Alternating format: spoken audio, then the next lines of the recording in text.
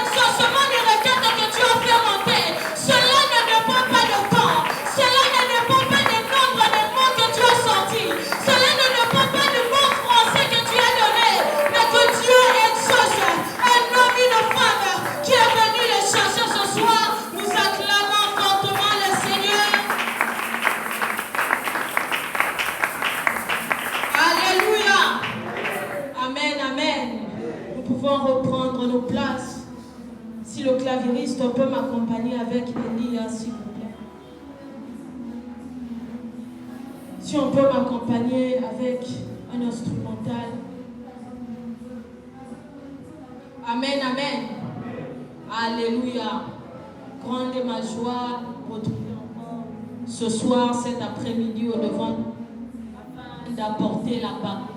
Ce n'est pas seulement un privilège, c'est aussi une très lourde responsabilité pour moi que d'apporter la parole, que le nom du Seigneur soit béni. Je lui suis reconnaissante pour cela. Je dis aussi merci au père de la maison, à mon berger, le berger Josué Madi, à tous les coordonnateurs, le cordon Jonathan et la coordonnatrice Naomi, à tous les ouvriers, à tous les responsables et à toi aussi qui es là ce soir. Amen, amen. Je crois que le Seigneur sera en train de te faire du bien. Est-ce que tu peux dire à ton voisin, ce soir le Seigneur sera en train de me faire du bien? Dis-le comme un homme de foi. Ce soir l'Éternel sera en train de me faire du bien. Je ne serai pas très longue dans mon exhortation. Je vais vous prendre 25 à 30 minutes. Nous allons nous lever pour honorer la parole de Dieu. Je suis dans 1 Roi 18.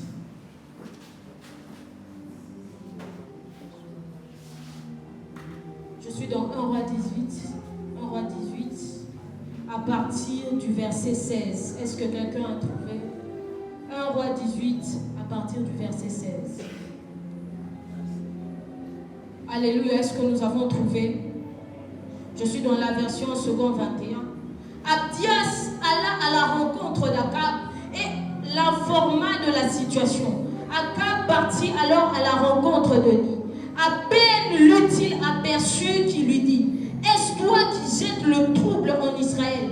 Élie répondit: je ne trouble pas Israël. Au contraire, c'est toi et ta famille qui le faites.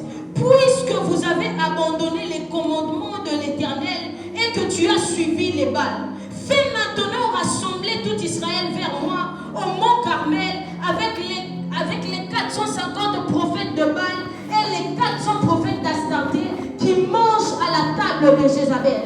Akab envoya les messagers vers tous les Israélites et rassembla les prophètes au mont Carmel. Alors Élie s'approcha de tout le peuple et dit: jusqu'à quand aurez-vous un comportement boiteux? Si c'est l'Éternel qui est Dieu, suivez-le. Si c'est Baal, suivez-le. Le peuple ne lui répondit rien.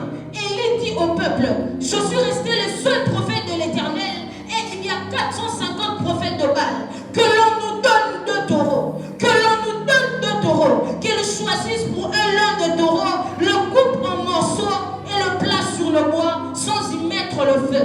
De mon côté, je préparerai le taureau et je le placerai sur le bois sans y mettre le feu. Puis faites appel au nom de votre Dieu. Puis faites appel au nom de votre Dieu. Au nom de votre Dieu.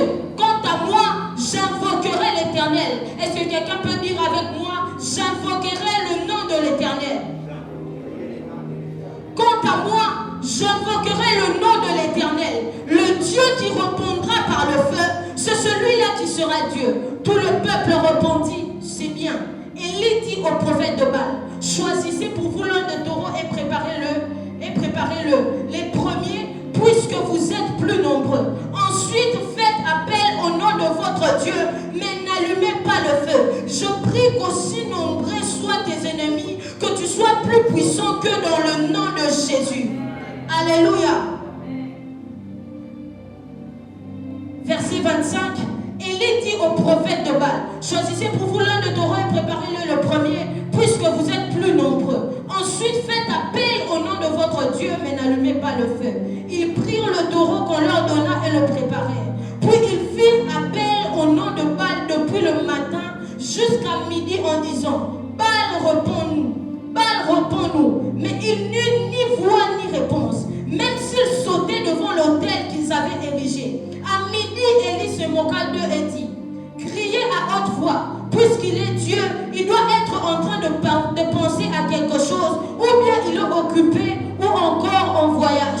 Peut-être même qu'il dort et qu'il va se réveiller. Ils crièrent à haute voix et, conformément à la coutume, ils se firent des incisions avec des épées, avec des lances jusqu'à ce que le sang coule. Je prie que tes ennemis, alors qu'ils sont en train de multiplier les stratégies pour te faire échouer, je prie que ces stratégies soient nulles et sans effet dans le nom de Jésus. Lorsque midi fut passé, ils prophétisèrent jusqu'au moment de la présentation de voix, ni réponse, ni signe d'attention. Élie alors à tout le peuple. Élie dit alors à tout le peuple, approchez-vous de moi. Tout le peuple s'approcha de lui. Élie prépara l'autel de l'Éternel qui avait été démoli. Élie répara l'autel de l'Éternel qui avait été démoli. Il prit 12 pierres d'après le nombre des tribus issues des fils de Jacob, l'homme auquel l'Éternel avait dit, tu t'appelleras Israël. Avec ces pierres, il reconstruisit un autel au nom de l'Éternel. Il fit autour de l'autel un fossé pouvant contenir une quinzaine de litres. Il arrangea le bois, coupa le taureau en morceaux et le plaça sur le bois. Puis il dit, remplissez d'eau 4 cruches et versez-les sur l'holocauste et sur le bois. Il dit, faites-le une deuxième fois. Et ils le firent une deuxième fois. Il dit, faites-le une troisième fois. Ils le firent une troisième fois. L'eau coula tout autour de l'autel et le remplit aussi d'eau le fossé. Au moment de la présentation de l'offrande, le prophète Élie s'avança et dit, Éternel, Dieu d'Abraham, d'Isaac et d'Israël, que l'on sache aujourd'hui que c'est toi qui es Dieu en Israël et que moi je suis ton serviteur et j'ai fait tout cela par ton ordre. Réponds-moi, Éternel, réponds-moi, afin que ce peuple reconnaisse que c'est toi, Éternel, qui es Dieu et que c'est toi qui ramènes leur cœur vers toi. Le feu de l'Éternel tomba alors, il brûla l'holocauste, le bois, les pierres et la terre, et il avala l'eau qui était dans le fossé. Amen. Nous pouvons reprendre nos places.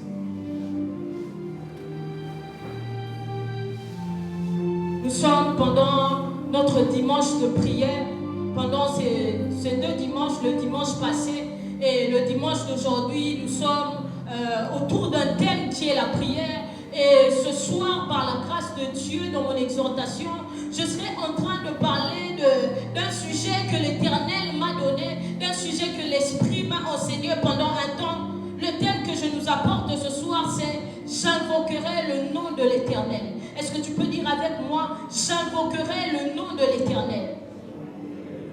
Le verbe « invoquer » vient du mot latin « invocare ». Invocare veut dire faire appel au secours. Et selon sa définition dans le dictionnaire, le mot invoquer signifie solliciter l'aide de quelqu'un, solliciter l'aide de celui qui est plus puissant que soi par la prière. Amen. Invoquer selon le dictionnaire veut dire solliciter l'aide de celui qui est plus puissant que soi par la prière. Donc invoquer fait appel aux manifestations de Dieu là où il n'était pas avant. Le fait d'invoquer emmène la main de Dieu là où il n'était pas avant. Et invoquer, comme je l'ai dit, l'invocation se fait par la prière. Donc, la prière est le support de l'invocation, pardon. La prière est le support, le socle de l'invocation. Alléluia. Est-ce que quelqu'un est avec moi ce soir? Je suis en train de poser les bases. Et le nom de l'Éternel, c'est le nom avec lequel Dieu s'est révélé à Moïse et au peuple d'Israël. Je suis dans Exode, c'est Exode 3, je pense. Dieu se révèle à Moïse comme celui qui suit. Alléluia. Dieu se révèle à Moïse comme celui qui suit, l'Éternel. Cela veut dire celui qui n'a ni début ni fin. Le mot éternel, le nom de l'Éternel veut dire celui qui n'a ni début ni fin. Celui qui a la maîtrise sur toutes choses. Est-ce que quelqu'un peut acclamer le Seigneur?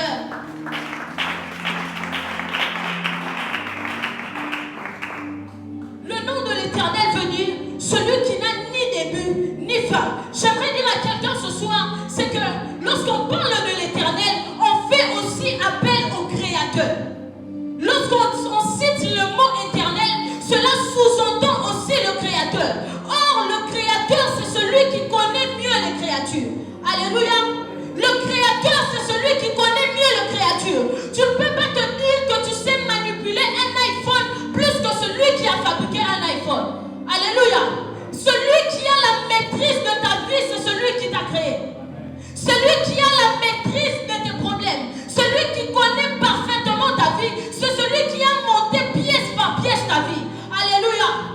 C'est celui qui a monté pièce par pièce ta vie.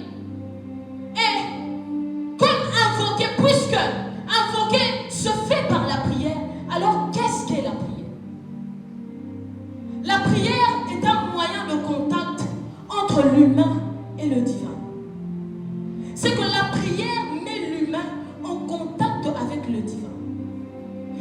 prière est un moyen de faire appel aux manifestations de Dieu. La prière est un moyen de faire appel aux manifestations de Dieu. C'est que l'appel aux manifestations de Dieu, l'appel à une manifestation quelconque de Dieu, sous-entend l'appel à la prière. Si tu dis que tu es un homme qui est appelé à manifester Dieu, donc tu es un homme qui est appelé à la prière. Alléluia. Donc tu es un homme appelé à la prière. Vous allez remarquer ceci, c'est qu'il y a de commun entre les élus de l'Ancien Testament et les élus du Nouveau Testament, c'est qu'il leur a donné à tous la capacité de prier. La prière est l'un des éléments qui a commencé, qui a traversé la promesse, qui est arrivé à la loi et qui existe jusqu'à la grâce. J'ai envie de dire ceci, la prière est le point d'intercession, l'un des éléments qui constitue le point d'intercession entre l'ancienne alliance et la nouvelle alliance. C'est que lorsque la nouvelle alliance a commencé, la prière n'a pas été abolie. Alléluia. C'est que lorsque la nouvelle alliance a commencé, la prière n'a pas été abolie. Comme je le disais, l'appel à la manifestation de Dieu sous-entend l'appel à la prière. C'est pourquoi, avant même que les apôtres se découvrent dans le ministère, avant même qu'ils découvrent leur appel, il les a appelés à se réunir afin de prier. J'aimerais dire à quelqu'un ce soir, avant que tu ne découvres ton appel, découvre-toi dans la prière. Avant que tu ne découvres ton ministère, découvre-toi dans la prière. Avant de découvrir ce à quoi tu as été appelé, découvre-toi dans la prière. Et la prière, c'est le même atout que Dieu a donné à Élie. Au-delà de lui donner la capacité d'arrêter d'empêcher la pluie pendant des années, Dieu a donné à Élie la capacité de chercher sa face dans la prière. J'aimerais dire à quelqu'un, avant même d'envier le ministère puissant d'Élie, envie d'abord la vie de prière d'Élie. Ce jour-là, les disciples vinrent vers Christ. J'aime ce qu'ils disent à Christ. Ils disent à Christ, non, ne nous apprends pas les miracles. Ils ne disent pas à Christ, ne nous apprends pas à prophétiser. Mais ils disent d'abord à Christ, apprends-nous à prier. Parce qu'ils avaient constaté que les résultats que produisait la vie de Christ étaient le fruit de la prière. Parce qu'ils avaient constaté que ce que faisait Christ était le fruit de ce qu'il puisait dans la présence de Dieu. Avant de te découvrir dans quoi que ce soit, découvre-toi d'abord dans la prière. Avant de connaître je ne sais quelle capacité que tu as, connais d'abord la capacité que tu as de chercher la face de Dieu. Alléluia. Amen. Et il y avait une confrontation, ce jour-là en Israël. Les prophètes de Baal face à Élie. Depuis un temps, le péché était entré en Israël. Les péchés avaient fait son règne en Israël. Et Baal s'était installé par ceux qui étaient au pouvoir, ceux qui étaient à la royauté. Baal avait été imposé comme Dieu. Alléluia. Et Baal était installé en Israël comme Dieu. Il y avait une forme de confrontation. Baal était venu prendre la place de Dieu. Baal était venu, les prophètes de Baal et tous ceux qui servaient Baal avaient la pensée de renverser le règne de l'Éternel pour imposer le règne de Baal. Ils avaient convaincu une partie du peuple. Ils avaient convaincu une grande partie du peuple à suivre même Baal. Et ce jour-là, Akab alla à la rencontre d'Élie. Lorsqu'il arriva vers Élie, il lui dit que c'est toi qui es en train de troubler la paix en Israël. C'est toi qui es en train d'emmener les troubles en Israël. Je prie dans le nom de Jésus qu'à cause du Dieu que tu connais, qu'il y ait des troubles dans le monde de l'ennemi. Que tes ennemis soient en train de voir des troubles à cause de tes prières. Que tes ennemis soient en train de voir des troubles à cause des effets de tes prières. Il lui dit, c'est toi qui es en train d'emmener le trouble en Israël. Et Élie dit, ce n'est pas moi. Au contraire, c'est toi et ta femme parce qu'ils s'étaient pervertis. Ils étaient allés à l'encontre de la voix de Dieu. Il dit au contraire, c'est toi et ta femme qui êtes en train de troubler Israël. Et Élie, il lance un défi.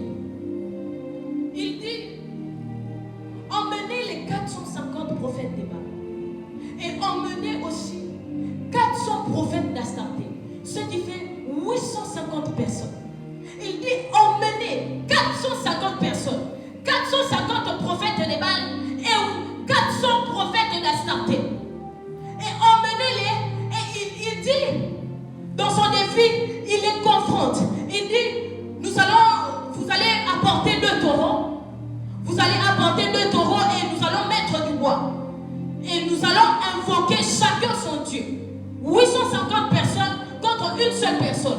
850 vont invoquer leur Dieu et une personne va aussi invoquer son Dieu. Et celui qui répondra par le feu, c'est celui-là qui est Dieu. Et il accepte, Akab accepte, et les prophètes étaient d'accord. Les prophètes étaient d'accord et Akab aussi accepte. Mais il y a quelques éléments dans ce que Élie était en train de faire qui ont beaucoup attiré mon attention. C'est que déjà avant même d'évoluer dans mon message, c'est que la prière d'Élie n'a pas commencé dans le verset 36. La prière d'Élie a commencé au moment où Élie avait lancé le défi. C'est pourquoi même les prophètes de Baal ne pouvaient qu'échouer parce qu'ils étaient entrés dans le moment de prière adressé à l'Éternel. Alléluia. Est-ce que je suis en train de parler à quelqu'un? C'est pourquoi les prophètes de Baal avaient échoué parce qu'ils étaient automatiquement entrés dans les moments de prière adressés à l'Éternel. Parce que la prière d'Élie a commencé au moment où ils ont accepté d'entrer dans ce défi, de se confronter à lui. Alléluia. Et comme je le disais, il y a quelques éléments qui ont beaucoup attiré mon attention. Premièrement, c'est que la prière d'Élie, dans la prière d'Élie, il y avait une direction. Élie avait une direction. Qu'est-ce qu'est la direction? Je ne vais pas le définir selon le dictionnaire. Selon ce que Dieu m'a dit, la direction dans la prière, c'est savoir ce qu'on fait. La direction, avoir une direction dans la prière, c'est savoir ce qu'on fait. C'est qu'on ne peut pas s'approcher de Dieu sans savoir ce qu'on est venu faire. On ne peut pas entrer en prière sans savoir ce qu'on est venu faire. C'est pourquoi Bartimée ne pouvait pas arrêter le fils de David s'il ne savait pas ce qu'il désirait. On ne peut pas faire appel à Dieu. On ne peut pas invoquer Dieu sans savoir ce qu'on veut. C'est pourquoi même lorsqu'il se retourne alors que Bartimée l'appelle, il dit: que veux-tu que je fasse? Parce que en réalité, celui qui cherche à invoquer Dieu doit savoir pourquoi il invoque Dieu. Les sujets de prière on ne réfléchit pas sur le sujet de prière lorsqu'on est en prière. J'aimerais le dire autrement, que Dieu me donne les mots. Ce sont les directions qui poussent dans la prière. Ce sont les directions qui poussent dans la prière. C'est ce que tu veux, ce que tu attends qui te pousse à faire appel à Dieu. C'est ce que tu veux, ce que tu désires qui te pousse à crier vers Dieu. Élie avait une direction. Et la direction d'Élie, c'était que le feu descende sur l'Holocauste. On ne peut pas venir dans la présence de Dieu et dire à Dieu: Seigneur, par la foi ça passe. Seigneur, fais comme tu veux. Mais le fait comme tu veux de celui qui ne sait pas ce qu'il veut n'aura rien. Celui qui ne sait pas ce qu'il veut, lorsqu'il vient dans la présence de Dieu, il n'aura rien. Parce que notre Dieu est le Dieu de que veux-tu que je fasse? Notre Dieu est le Dieu de que veux-tu que je fasse? La Bible dit ceci: fais de l'Éternel tes délices, il te donnera ce que ton cœur désire. Il te donnera la direction qu'il y a dans ton cœur. Il va exaucer la direction que tu as prise. Alléluia. Et la deuxième des choses qui a attiré mon attention dans la prière d'Élie, c'est que Élie avait une directive. Dis avec moi, Élie avait une directive. Élie n'avait pas seulement la direction. Il ne savait pas seulement ce qu'il voulait, mais il savait comment avoir ce qu'il voulait. Il connaissait la formule que Dieu avait établie pour faire descendre le feu sur l'Holocauste. C'est qu'il n'avait pas seulement la question, mais il avait aussi la formule à appliquer pour résoudre l'équation. Alléluia, est-ce que je suis en train de parler à quelqu'un? Il avait aussi la formule à appliquer pour résoudre l'équation. Le problème, ce n'est pas seulement de savoir que je désire ceci, je désire cela. De même que Bartimée. Bartimée désirait avoir la vue, mais il connaissait aussi la directive pour avoir la vue. Il savait qu'il y a de ceux qui reçoivent la vue de telle ou de telle autre manière, mais la directive qui était en lui, c'était de crier. La directive te rend précis dans la prière. La directive te fait gagner du temps. La directive te fait gagner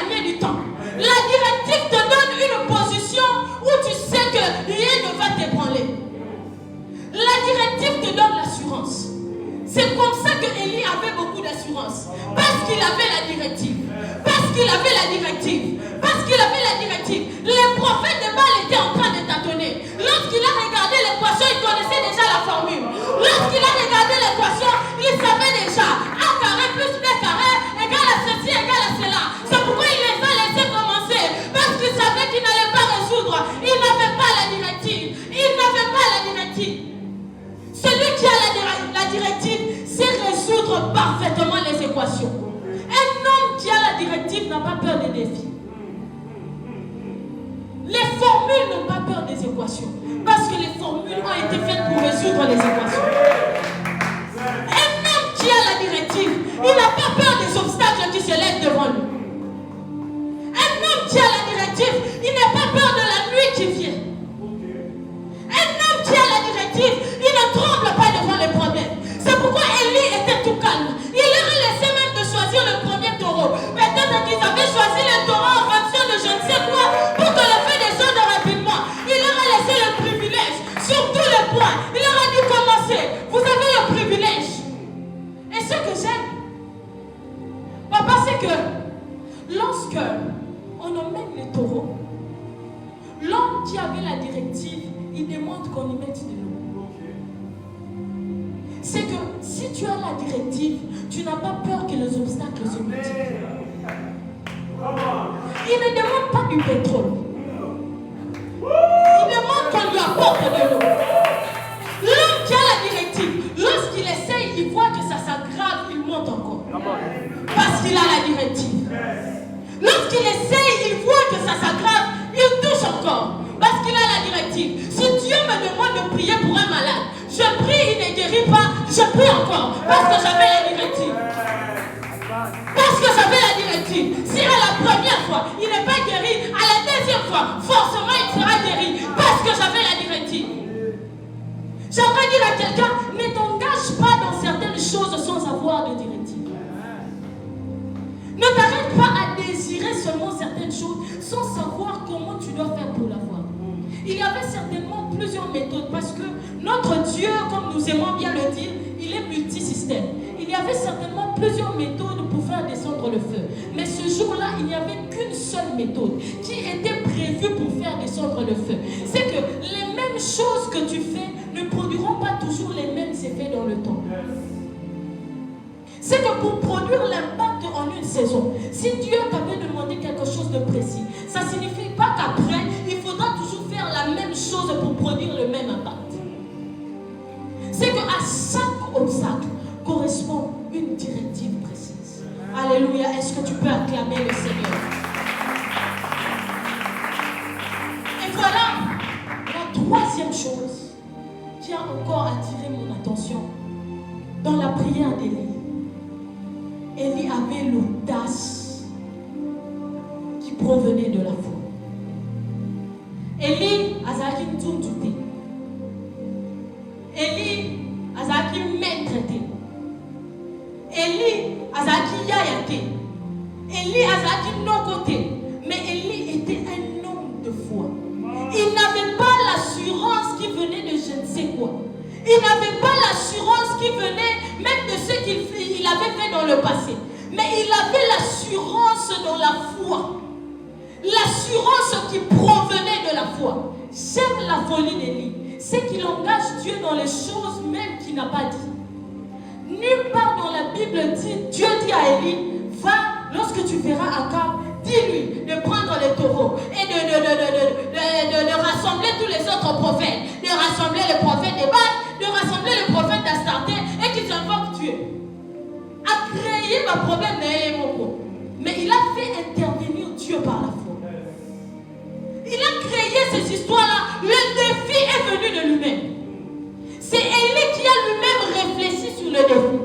Regardez l'audace de la personne. Regardez l'audace de la personne d'Élie. Si c'était toi, tu aurais choisi quelque chose de très simple parce que tu ne crois pas en Dieu. Il y a des choses, lorsqu'on dit que rien n'est impossible à Dieu, tu ne crois pas. Il y a des serviteurs de Dieu. Tu prêches que rien n'est impossible à Dieu, mais toi-même, quand même, tu ne crois pas. Tu crois que Dieu est réservé pour certains défis qui sont petits. Tu crois que Dieu peut résoudre certains problèmes qui sont seulement petits. C'est que dans la prière d'Élie, il y avait de l'audace qui venait de la foi. Élie était un homme de foi. Élie était un homme de foi. Et sa foi, c'est une foi qui n'est pas basée sur les expériences. C'est que nulle part dans le passé, il y avait quelqu'un qui avait fait descendre le feu. Il était la première personne à expérimenter cela. Et il n'avait pas peur d'initier tous les gens à cela parce qu'il croyait en Dieu. Parce que Élie avait une grande foi en Dieu. Bien aimé, voyez ceci. Il y a tout un peuple à qui il veut prouver que l'Éternel est Dieu. Mais il n'a jamais vu l'Éternel faire ces choses-là. J'aurais compris si Élie emmenait Dieu dans les défis de 1 roi 17. S'il ramenait les défis de 1 roi 17, il dit bon, cette fois encore, il ne va pas tomber de pluie. Comme ça, vous allez croire que l'Éternel est Dieu. Mais il emmène Dieu dans un défi qui n'était pas dans le passé. Il emmène Dieu dans un défi qui n'était pas dans le passé. Souvent, nous aimons faire des choses que nous avons déjà vues dans le passé. Mais la foi t'emmène à faire un saut dans le vide. La foi t'emmène à entrer dans le couloir où personne n'est encore entré. Je n'ai jamais vu ces choses se faire, mais je crois que Dieu peut le faire. Je n'ai jamais vu ces choses se faire, mais je crois que Dieu est capable de le faire. Élie avait de l'audace. J'aimerais parler à une personne. Tu vis de confrontation dans ta vie. Tu vis de confrontation dans ta famille. Tu as besoin dans ta manière d'être d'avoir de l'audace qui provient de la foi. De l'audace qui provient de la foi. Lorsque tu pries, tu vois les problèmes. Tu dis à tout le monde, venez, venez. Aujourd'hui, ce problème est fini. Allez dormir. Aujourd'hui, ce problème est fini. Allez dormir. Pour opérer dans une certaine dimension, tu n'as pas d'abord besoin de voir seulement que Daddy a aussi fait ça. Tu n'as pas seulement besoin de voir quelqu'un qui a aussi opéré dans ça. En quoi Dieu est un créateur s'il ne répond que les choses qui sont passées? Tu n'as pas besoin de voir que cette chose s'était aussi opérée dans le passé. C'est pourquoi j'aime beaucoup Marie. J'aime beaucoup Marie. Le jour où ils vont à la fête de Canaan dans Jean 2, la Bible déclare que ce jour-là, il n'eut plus de vin. Son fils qu'elle n'a jamais vu faire de miracle. Son fils qu'elle n'a jamais vu opérer dans ces dimensions. Elle n'a jamais lu, ni dans les prophètes, ni dans la loi, ni n'importe où il était écrit qu'un jour l'eau changea en vin. Mais à cause de la foi qu'elle avait, à cause de la foi qu'elle avait, elle engage sa foi et elle va dire à Christ, ils n'ont plus de vin. Et j'aime même la réponse de Christ. Christ lui répond, qu'y a-t-il entre toi et moi? Mon temps n'est pas encore arrivé. C'est que le ministère de Christ était aussi fonction de son temps sur terre. C'est que Dieu avait fixé les choses par rapport au temps qu'il avait sur terre. À chaque étape de sa vie, Dieu avait fixé les choses qu'il devait faire. Mais un homme de foi vient même bouleverser les calculs qui étaient déjà établis. Un homme de foi vient même bouleverser les choses qui étaient déjà prévues. Ce n'était pas encore le temps de Dieu. Dieu, comme aussi dans le roi, il ne s'était pas encore décidé de se révéler à Israël comme si c'est lui qui était Dieu et pas Baal. Selon même les temps de Dieu, je ne pense pas que Dieu avait prévu ce jour-là de se manifester et de prouver à Israël que c'est lui qui était Dieu. Mais un homme de foi a fait entrer Dieu là où Dieu n'était même pas. A fait entrer Dieu là où Dieu n'était pas là. Tu te dis peut-être dans ma famille la sorcellerie règne beaucoup. C'est ce qui empêche à Dieu d'agir. J'aimerais dire à quelqu'un, c'est toi qui manques d'audace. C'est toi qui manques de foi. Tu te dis que dans ma vie, il y a tellement de choses qui règnent. Dans ma famille, il y a tellement, dans mon quartier, il y a tellement la sorcellerie que Dieu ne peut pas agir dans ce quartier.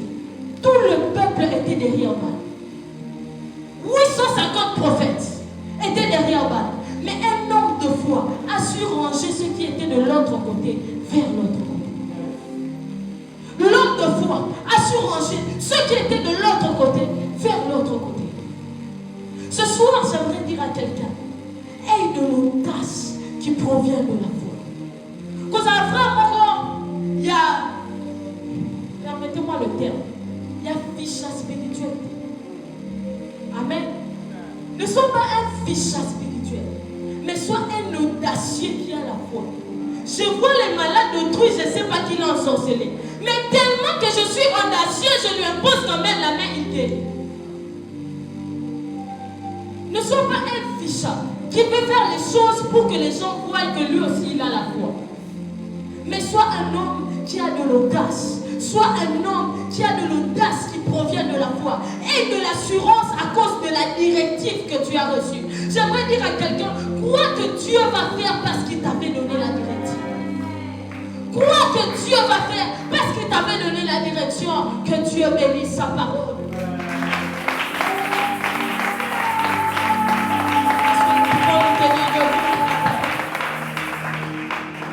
Tu vas te tenir debout de là où tu es.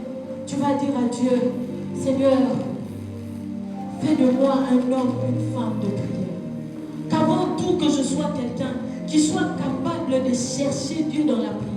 Avant d'être un bon prédicateur, avant d'être un bon manifesteur des miracles, avant d'être un bon chanteur, avant même que je ne cherche à m'affirmer, à m'imposer dans mon appel. Seigneur, fais de moi d'abord un homme qui sait te chercher dans la prière. Est-ce que tu peux élever ta voix et commencer à prier? Dis à Dieu, fais de moi un homme de prière. Fais de moi une femme de prière.